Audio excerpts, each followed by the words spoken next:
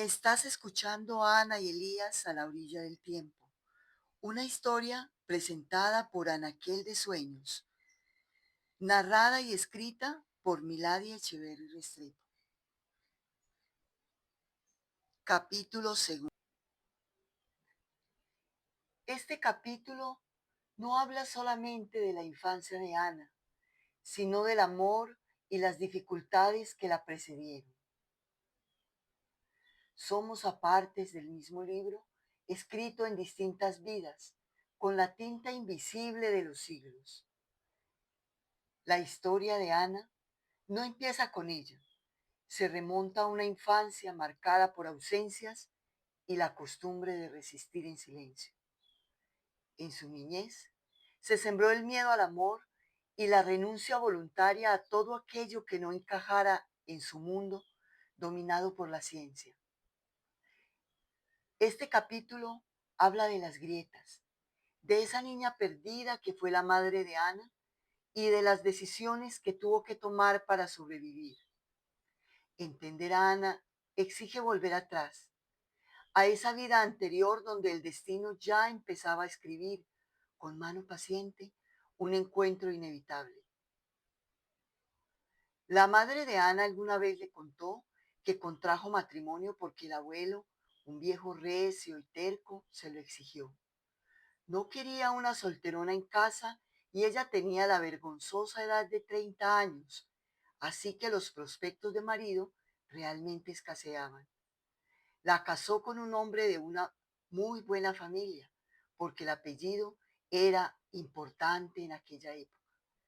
Pero no tuvo en cuenta que era un borracho inútil a quien sus parientes despreciaban por su bochornoso comportamiento, dilapidar su herencia y matar de sufrimiento a su madre. El papá de Ana no solamente carecía de dinero, sino de entusiasmo para trabajar. Nunca hizo nada de provecho. Siempre vivió a expensas de su familia hasta que su mamá murió y lo echaron a patadas de la casa paterna sin un centavo y con su ostentoso apellido como único capital, que la verdad de poco le servía. Pero bueno, por obra quién sabe de qué artilugio del destino, su nombre bastó para tener la aprobación del abuelo, que le dio en matrimonio a su hija solterona, en gran parte para deshacerse de ella. La madre de Ana era una mujer trabajadora y sumisa, hermosa, pero triste, muy triste. Había perdido a su mamá siendo apenas una niña y quedó encargada de 3 hermanos mayores y 3 menores, un padre machista y amargado, y todos los deberes del hogar en una finca cafetera donde tenía que cocinar para varios peones, alimentar cerdos y gallinas, ordeñar 2 vacas y, por si fuera poco, lavar en el río cercano la ropa de esa horda de sucios y atenidos hermanos que en nada le ayudaban. No era de extrañar que su vida fuera un infierno, que tuviera que callar 1000 abusos, sin tiempo siquiera para aprender a sonreír, ya que su único universo conocido era la cocina, un recinto gigante en la casa campestre del abuelo, donde su vida transcurría gris y silenciosa, entre ollas apiladas en los rincones y bultos de granos cosechados por sus abusivos hermanos. Ese, años más tarde, fue también el espacio sagrado de Ana, cuando el destino con sus artimañas las devolvió de un empujón a la casa paterna, y entre tarde y tarde, su madre le contaba la historia de su casamiento, de su nacimiento e infancia y la razón por la que tuvo que vivir de niña con su abuelo y sus tíos en esa vieja casa campesina. En aquellas tardes compartidas, la madre de Ana le relataba, con voz apagada y nostálgica, mientras iba de un lugar a otro en la amplia cocina campesina. Fue una boda sencilla. Tu papá no tenía dinero y tu abuelo consideraba innecesario todo gasto que no fuera comida. Yo no tuve flores, ni vestido de boda, ni invitados, ni banquete, ni viaje de luna de miel, ni nada. Tu papá era chofer de un camión. Consiguió en alquiler una casita en las afueras del pueblo.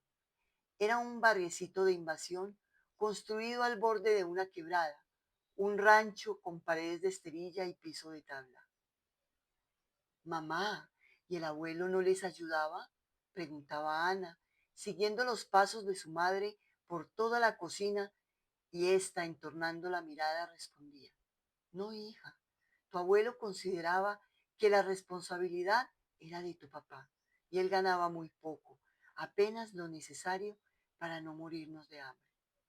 La madre de Ana seguía su relato mirando al infinito, como quien enfrenta viejos fantasmas. Yo permanecía sola la mayor parte del tiempo, porque tu papá se ausentaba largas temporadas en su camión y cuando llegaba se iba a beber y entonces yo realmente no lo veía mucho, pero tiempo, porque tu papá se ausentaba largas temporadas en su camión y cuando llegaba se iba a beber y entonces yo realmente no lo veía mucho, pero para esa época ya estaba embarazada. Llegó el inevitable día del parto y la madre de Ana, como siempre, estaba sola. Pasó el día con incómodos dolores, sin dinero para ir al hospital, esperando la llegada de su esposo y sin ningún medio para avisarle del inminente alumbramiento. Al anochecer, en medio de un aguacero torrencial, a la luz tenue de unas velas, una vecina asistió el nacimiento de Ana. Mamá, ¿será por eso por lo que temo tanto a las noches de tormenta? Intervenía Ana. Aún hoy a Ana la sobrecogen los truenos y relámpagos, tal vez porque fue el primer contacto que tuvo con este inhóspito mundo y la lluvia la primera canción que escuchó en los brazos de su madre. No puede evitar llorar cuando imagina esa desoladora escena, guardando en su alma la tristeza y la infinita soledad de su mamá.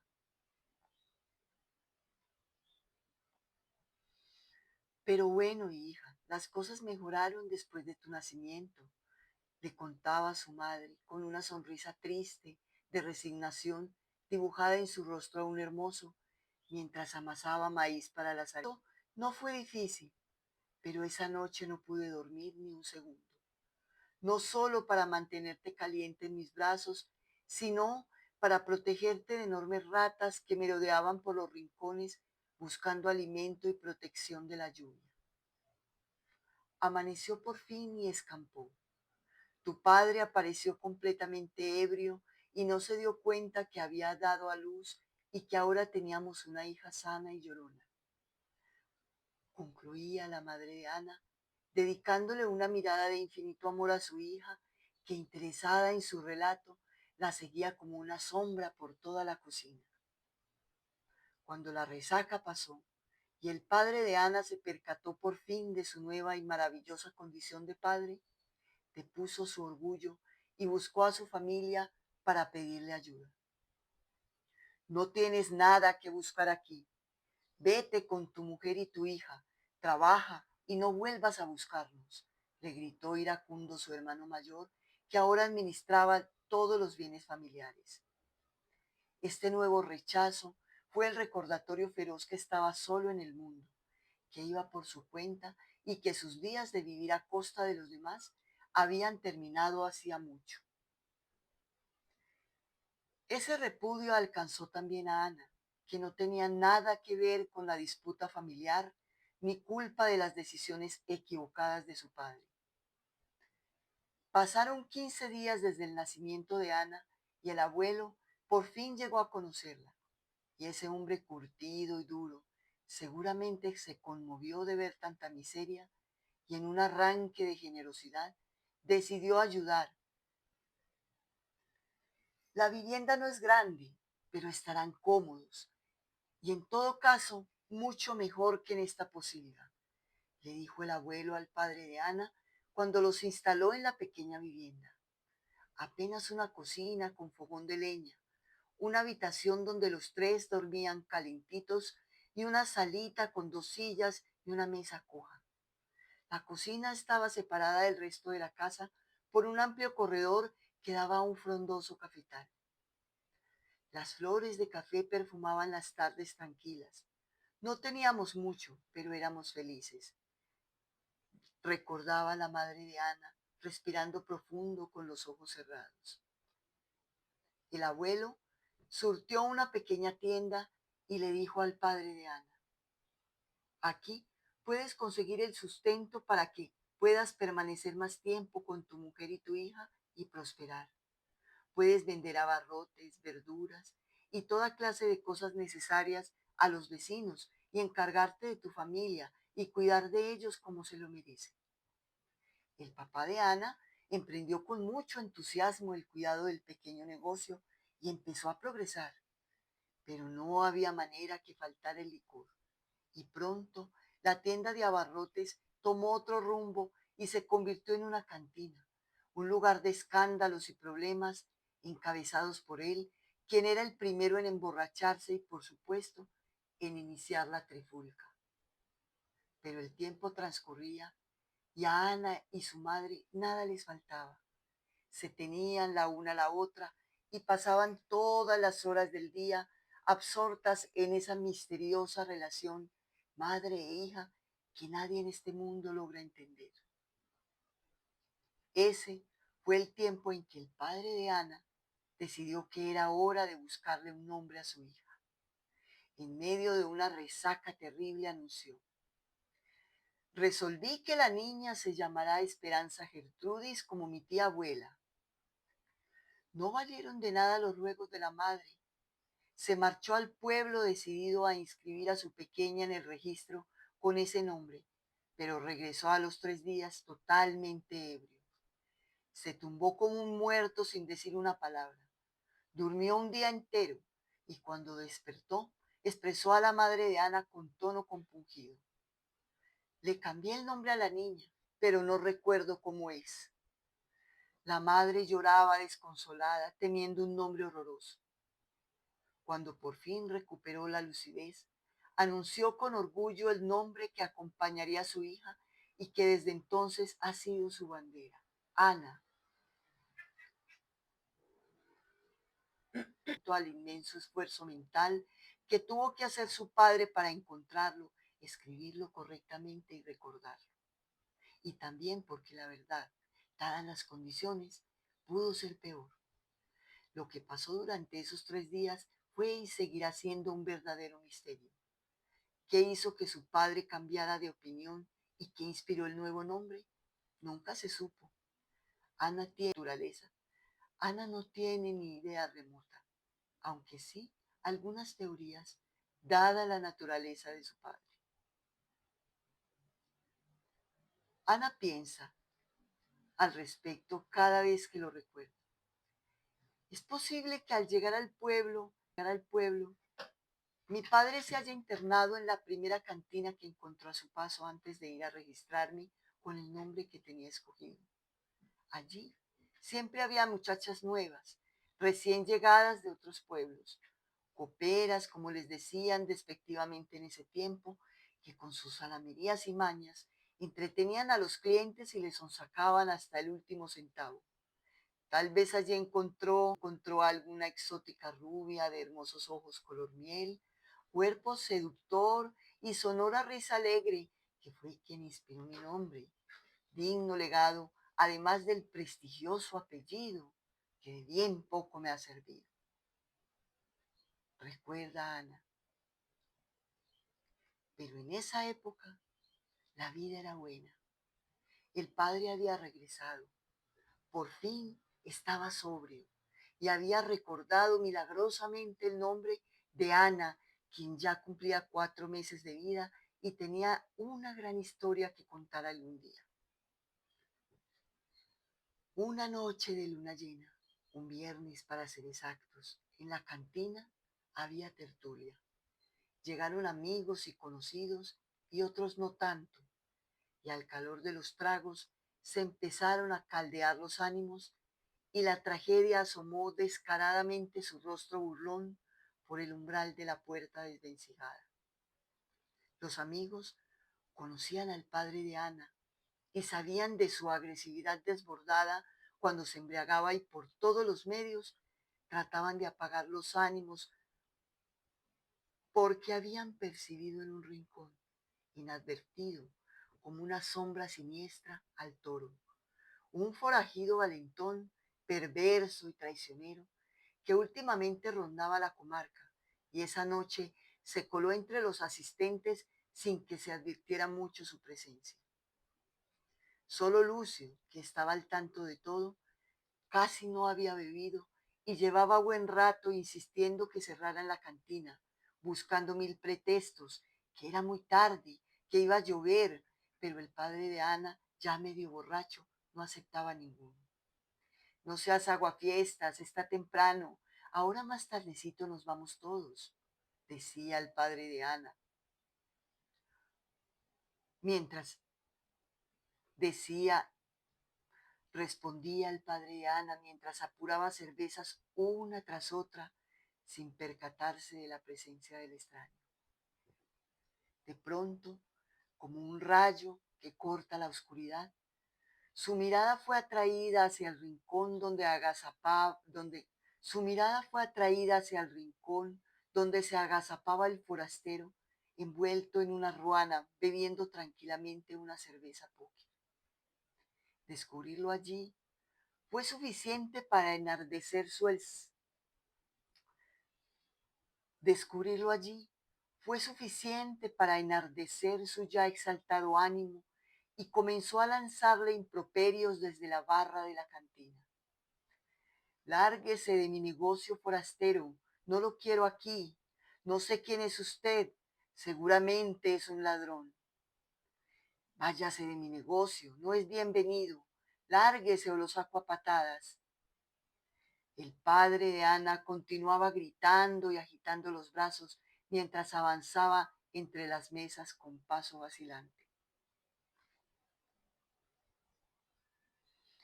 Lucio, pálido de horror, trató de impedir de todas las maneras posibles su reacción, pero era demasiado tarde. El desconocido respondió los implicados. Se puso en pie despacio con movimientos felinos y caminó con pasos medidos hasta la puerta de la cantina. Allí se detuvo y con voz de trueno anunció secamente, clavando sus ojos de alimaña en el papá de Ana. Pregunte quién es el toro, sentenció el forajido calmadamente y se confundió con las sombras de la noche. Será el marido de la vaca, el desgraciado ese, expresó el papá de Ana, lanzando una carcajada que no tuvo eco.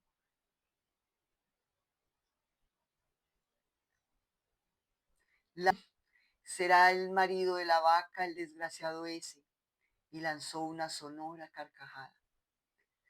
La broma del padre de Ana y su risotada no tuvo eco en los asistentes, quienes recogieron los sombreros y lentamente, como en una procesión siniestra y premonitoria, se despidieron y se adentraron en el camino apenas iluminado por la luz de la luna. Solo quedó Lucio, pálido, horrorizado, clavado en la puerta, apoyado en el dintel destartalado, a punto de desmayarse. Cuando logró recuperar el aliento, le dijo en tono grave a su amigo: hoy mismo recoja sus cosas, su mujer y su hija, y váyase de aquí. Váyase de aquí si quiere vivir. Usted no sabe quién es el toro. Lucio recogió la ruana sobre su hombro izquierdo y con la cabeza agachada, como si el peso de la muerte le hubiera caído encima, se alejó despacio por el camino sin mirar atrás. Ese nuevo día amaneció extraño, como si las aves hubieran decidido no cantar y el viento no soplar. Una calma inquietante invadía al padre de Ana. Le dijo a su esposa: no voy a abrir la cantina por unos días. Ella asintió y aunque leía en el semblante de su esposo una preocupación desconocida, no hizo preguntas ni reproches. El atardecer llegó rápido. El sol comenzó a ocultarse en el horizonte y las sombras avanzaron como las garras siniestras de un monstruo. El atardecer llegó rápido. El sol comenzó a ocultarse en el horizonte y las sombras avanzaron como las garras siniestras de un monstruo sobre la casita campesina. La madre de Ana la madre de Ana la sostenía en brazos, mientras el padre llevaba un candelabro que apenas se iluminaba sus pasos. Se dirigían presurosos a la alcoba, pues se avecinaba una tormenta, y aún debían cruzar el amplio corredor que daba de frente al capitán. La madre de Ana la iban presurosos a la alcoba, pues se avecinaba una tormenta, y aún debían cruzar el amplio corredor que daba de frente al capitán. Ella,